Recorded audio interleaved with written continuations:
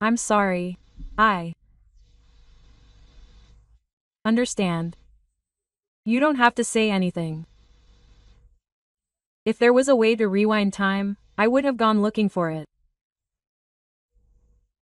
It was a chilly spring night. I felt the change of seasons and I was a little irritated.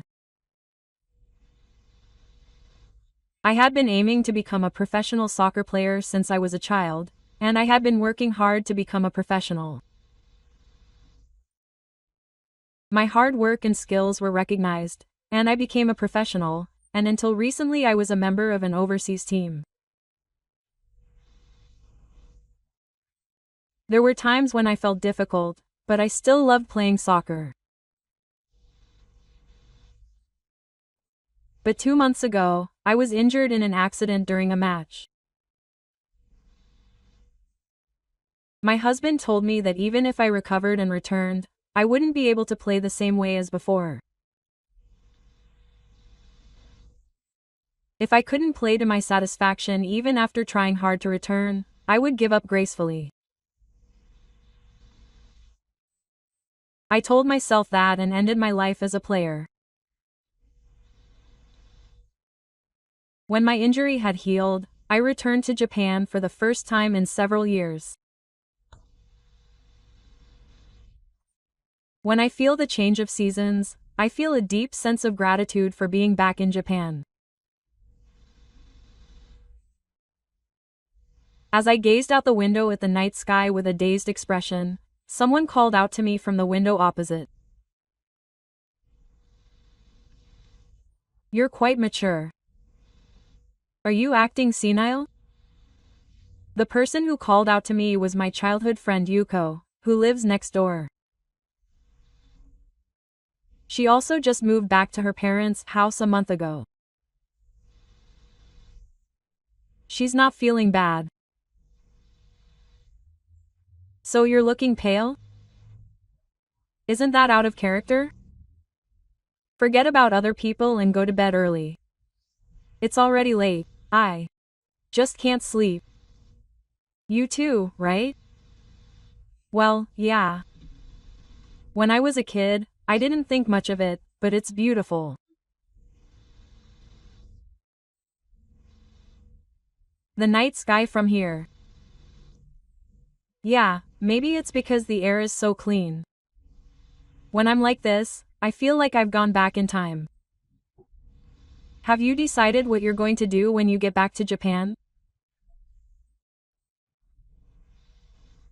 Well, I don't have any specific plans yet. For now, I'll just help my parents with their work while I'm rehabilitating. I can't really picture it. Working at a factory.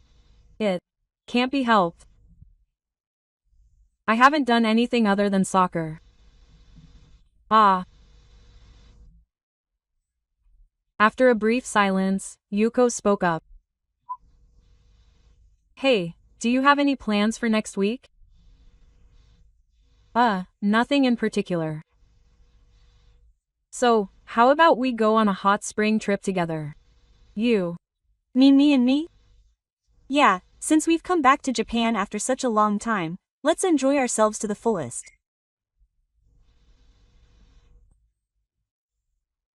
Isn't that something you do with family or a lover? Or maybe a friend of the same sex? My mom won this experience in a lottery, but the deadline is approaching. You're the only one I can easily invite. Even if we go together, we'll be taking separate baths. Is that okay? Yeah. We can rent a private family bath, but I want to take a bath together. Idiot. That's not what I meant. Just kidding. We used to take baths together a lot. It was decades ago, but that's not true. Well then, I'm looking forward to next week, so good night. Oh, hey. I was forced to make plans. I was confused, but I quickly changed my mind, thinking that it would be fine since it was Yuko, who I knew well. The next day, I went on a hot spring trip with Yuko as she had told me to.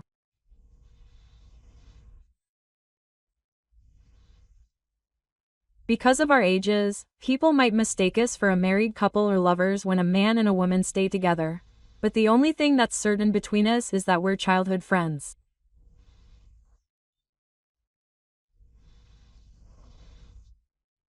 With a complicated expression on his face, he happily accepted being treated as a couple. It feels good after all. How does it feel like Japan? Oh, it's kind of calming. The Inn of Death has a purely Japanese style with a lot of character. He sat down in the spacious courtyard and enjoyed the slow passage of time. How is it? Living abroad wasn't so bad. At first, as I couldn't speak the language, so shopping was difficult. But once I got used to it, I was able to live a decent life, and the portions were controlled by quantity, so it wasn't too much of a problem, but the food was different from Japanese food and it wasn't very tasty. The Japanese atmosphere was strong throughout, but all he talked about was food. There was no sex appeal. Sex appeal? It would be strange to expect that from me. Didn't you have a girlfriend? I'm sure she's popular. Soccer player. I didn't date anyone in particular. I had some women I got along with, but I didn't have any particular desire to get married, and I wanted to focus on soccer more. So you were having fun. Well, I wouldn't trust someone who approached me in a somewhat sexual mood. You've always been very cautious. He was handsome and good at soccer, so he was quite popular, but in the end he never dated anyone. I didn't have time for that. People fawn over you when you're doing well, but when you're doing badly, they turn away like a complete opposite. When I see such despicable behavior, I never want to trust anyone.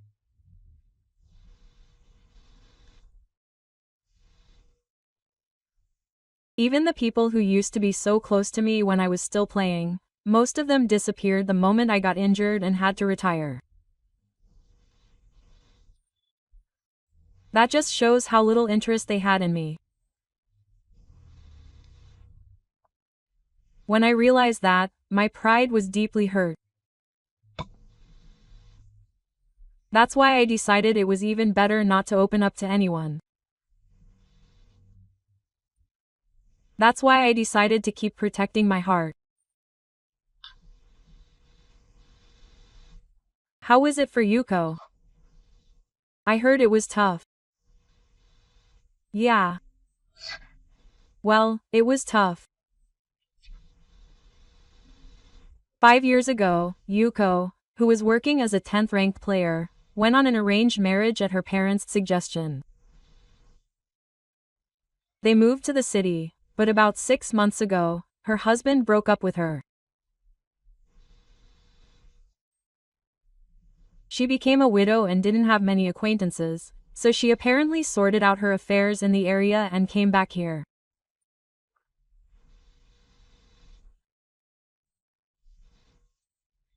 After meeting and getting married, I felt somewhat happy, and I vaguely thought that this is how families and married life are for everyone.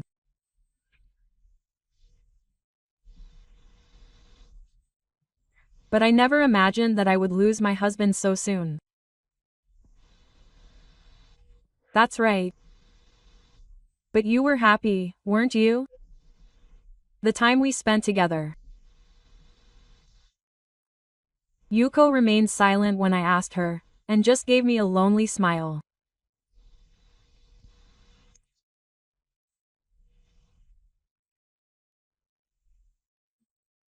I thought I understood that her marriage involved things that I couldn't control on my own, but the moment I saw her expression, my heart tightened.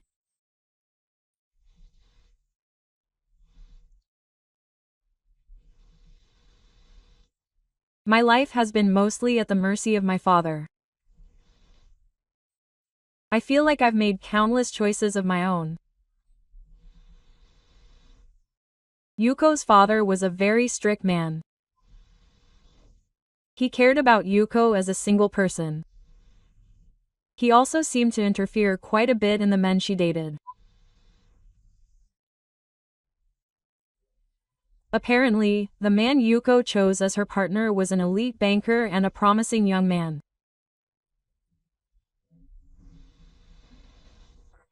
I feel bad for him, but sometimes I think to myself,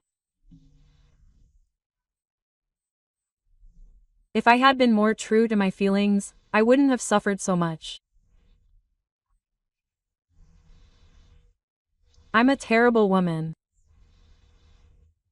Even though my husband was gone, I barely shed a tear. Isn't that because it wasn't real? Because she wasn't someone I truly loved and got together with. I swallowed the words that were on the tip of my tongue at Yuko's words. I had a vague idea of what she meant by her anxious words. There was a time when we liked each other enough to realize it, but we never went beyond mutual feelings. I had dreams of becoming a professional, and Yuko was bound by her father to focus on her studies above all else when she was a student. So we went our separate ways without ever dating. When I decided to transfer overseas, Yuko had just become a high school student. I couldn't bring myself to be so selfish and ask her to follow me when she had worked hard to get on that path. I was really shocked when I heard that Yuko was getting married. But I had no right to be hurt because I couldn't tell her how I felt when it mattered. I told myself that and kept turning a blind eye to the fact until now. Should I go back to my room now? If we continue talking any longer, we'll get deeper into it and I won't be able to keep my composure. I turned my back on Yuko, forcing the conversation to end. It was hard to see Yuko's lonely face any longer. Good night then. After dinner, we returned to our respective rooms from the meeting venue. The conversation from the day kept crossing my mind and I couldn't fall asleep. After going to the large public bath by myself to wash off the sweat, I tried to get slightly tipsy in the lounge provided, but my mind was filled with Yuko's lonely expression. Thinking about it won't bring back time, so I'll go to sleep.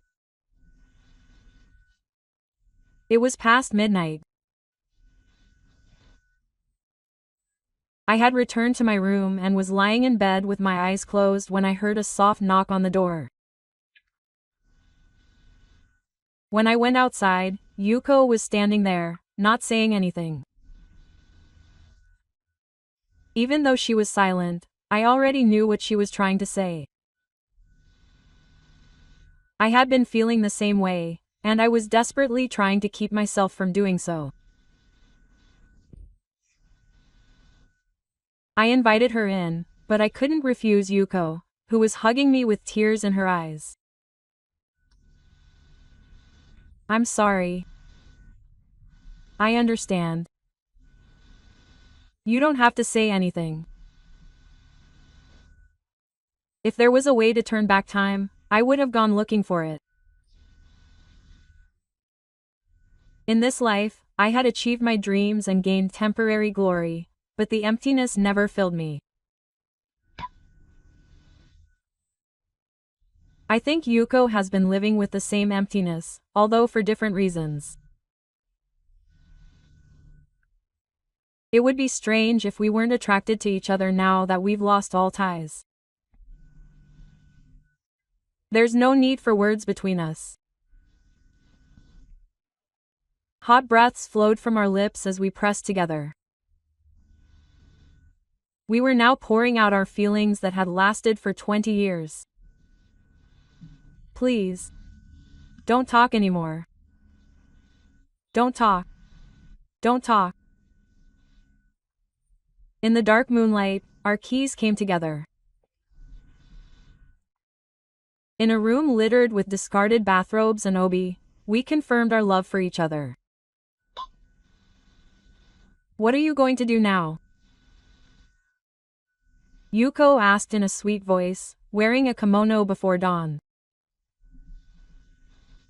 I haven't decided on anything specific, but I'm going to move away from my parents' house. I'm thinking of trying to coach a soccer club. But there aren't many people around there, so I'd like to go somewhere a little more urban. That's right. We had told each other that we were going to meet again, but Yuko lowered her eyes when she realized that we were going to be separated again. Won't you come with me? I haven't decided on a job yet, and I might not be in a position to say this, but I don't want to give up on anything and regret it.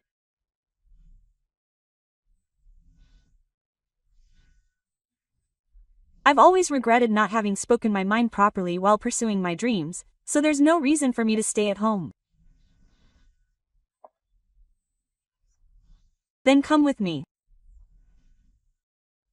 I need Yuko. Yuko's eyes filled with tears at those words. She finally said it. I'm sorry for getting so thin. I promise I won't leave you again. Another kiss in place of a deep promise. I quietly savored the happiness of being able to touch the person I loved. After that, we started a new life in the city. Yuko started working at the animal hospital again as a teacher, and I coached soccer for a club team.